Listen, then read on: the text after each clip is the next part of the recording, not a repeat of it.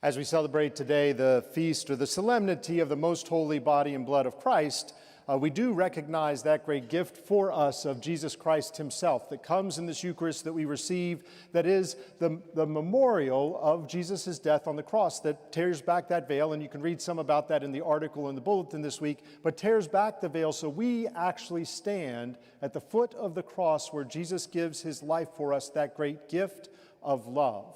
In the gospel reading, we hear that it's connected. Actually, all the readings connected in some ways to the Passover and to sacrifices, right? So we see the sacrifice of animals or the new covenant or the covenant with Moses after the Exodus, the Passover meal that culminates in that covenant with God through the Ten Commandments, and the new covenant that we enter into through the law of love, through God's love in Jesus Christ. But there's always been one detail that's kind of stood out to me from today's gospel reading, and it is Jesus' admonition or direction, command to his disciples to go into the city, and you will find there a man carrying a jar of water. Right? A man carrying a jar of water. Why is that in there? What do you think? I mean, why do you think that Jesus, I'm not asking, it's rhetorical, so don't shout out answers, but why is that in there? And it's always puzzled me. So I've looked at it a number of times in different ways. And so there are a number of things that different authors or fathers of the church have said about the man carrying the jar of water. And so part of the reasons it's strange is because that was a menial task in Jesus' age or day that was reserved to women, right? So it would have been women who would have been carrying the jars of water. Men may have carried water for themselves, but it would have been in animal skins, but women would be the ones that go and fetch the water from the well. And so it's an odd detail that you have a man carrying a jar of water. Some have postulated because of that there was a section of Jerusalem that was a sect of the Jewish faith that were the Essenes. Essenes were celibate men. And so in their community, you would have had men carrying jars of water regularly. So you could have entered through the Essene gate, and that quarter of Jerusalem would have been filled with Essenes, and you would have had lots of men carrying jars of water, but then he would have been hard to pick out, right? How would you have picked out one among many? And so another theory postulates that Judas, on the day before, had already talked to the chief priests and found out that he would receive 30 pieces of silver for betraying Jesus, but Jesus deeply desired to celebrate the Passover meal with his disciples.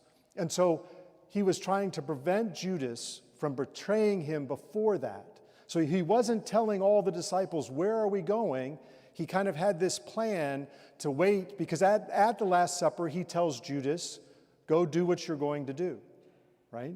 And then they go to the Mount of Olives, and he is captured. He is detained and then ultimately put to death on the cross. And so maybe it's because of this desire on Jesus' part not to let all the disciples know, hey, we're going to so-and-so's house for the Passover meal, but to say, like, there's this secret way that you have to find out where we are, and at the last minute we'll tell everybody else, right? And so we head that way. So that's another thing.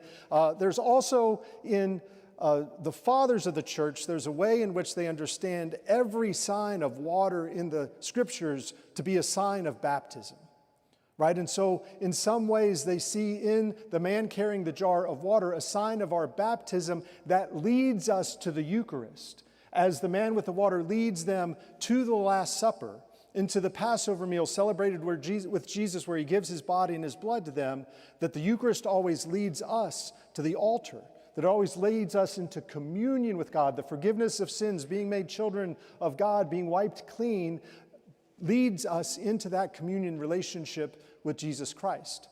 Pope Francis, for this feast day in 2021, preached that it also indicates to us that we're all thirsty, that we're all carrying around jars that we need filled with water, and that where we get filled is at the Eucharistic table, that where God fills us with himself, gives us strength for the journey, is here at the Eucharist. The thing that kind of struck me about it, though, is that this dichotomy of a man carrying a jar of water shows that for whatever reason in his life, he is doing this menial task, and he's doing it faithfully. Mother Teresa, St. Teresa of Calcutta, has said that not many of us can do great things, but we can do little things with great love. And it's that kind of sense of a menial task through which God works in the Eucharist that I think for us I want to go a little bit more in depth into. And so when we approach that, Mother Teresa, St. Teresa of Calcutta, she was really reflecting one of the doctors of the church who was Thérèse of Lisieux.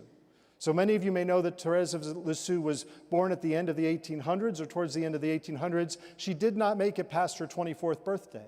That she entered a Carmelite convent when she was only 15 years old, and she lived for about 9 years before she died, and she wanted to be a saint. With all her heart, she saw the paths that saints were on and the great things that they did for God and the martyrs of the faith and all of that, and she wanted to do that with all her heart, to be a saint for God. But she recognized pretty early that she wasn't able to do great things. She wasn't able to do great things for God. She was within the confines of a Carmel, that she had little bitternesses and anger against her other sisters that were in the Carmel, that she had all these things. She said, when I compare myself to the saints, I'm so small. I'm so small in comparison to them. And so she is also known as the Little Flower. So you may have heard her title as the Little Flower, but she presented something called the Little Way. It's the little way to sainthood. It's the way where we practice little virtues within our lives on the journey to being saints. And she compared us to children. How many of you have ever had a child that's tried to learn how to walk? Right? Now, they want to get a lot of places, but they can't. And Thérèse looked at this image of a little child learning to walk, knowing that her mom was at the top of the stairs, trying and trying and trying to get onto the first step, and not being able to lift her foot up high enough to get onto the first step.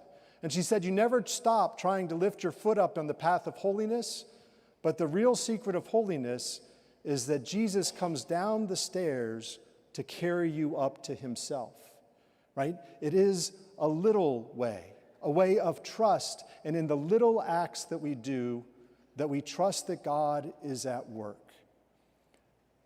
For us in our lives, that's our path to holiness, but it's also the pattern of the Eucharist. In this great room, with all of these people, God is made present in a very small way, in a piece of bread or a sip of wine. In his body and his blood, God becomes small, little, for us to be able to receive him with our own capacity to do so. In our lives, as who we really are, in the journeys and the struggles and the pains and the joys of this day, God makes himself small to come into our lives, that we can receive him into our hearts, into our bodies, into our community. Pope Francis said that, we have to have wide hearts, not small hearts. We have to have hearts that have room for everybody, not kind of dark closets where we've hidden away things from the past, or we've hidden away our enthusiasms or dreams. Not small closets where we hold on to grudges or we live all by ourselves. We need hearts that are big hearts to recognize God in his smallness. Because Pope Francis said, the Eucharist, the body and blood of Jesus, is food for sinners, not a reward for saints. Because of her little way, St. Thérèse was made a doctor of the church, a recapitulation of a path to holiness, not to achieve the mountaintop, but to recognize that God is found in the small things. In the small thing we receive today, God is real. God is present. God is here. And in all the small things we do from here, when we go out those doors and are sent, God is also present through us.